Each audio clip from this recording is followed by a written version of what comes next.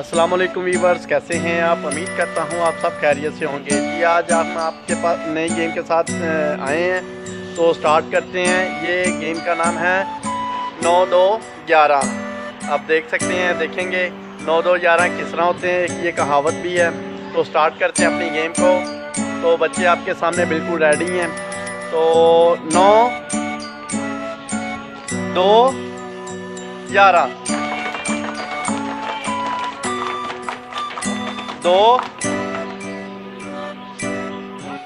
दो से खड़े होना था, लेकिन काफ़ी निकल गए हैं। 2 ही खिलाड़ी बचे हैं। तो 9-2-9-2-11 9-2-9-2-11 11 9-2-2-9-11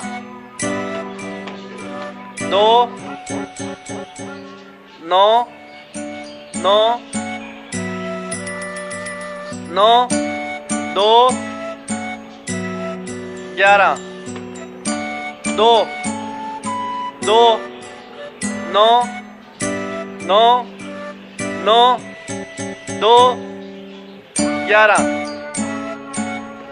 11 9-2-2-9-9-2-11 11 9-2-9-2-2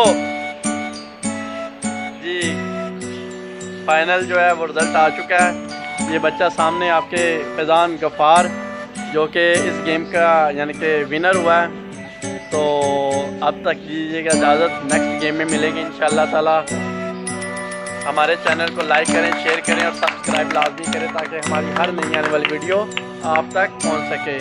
अल्लाह हाफिज़। पाकिस्तान जिंदाबाद।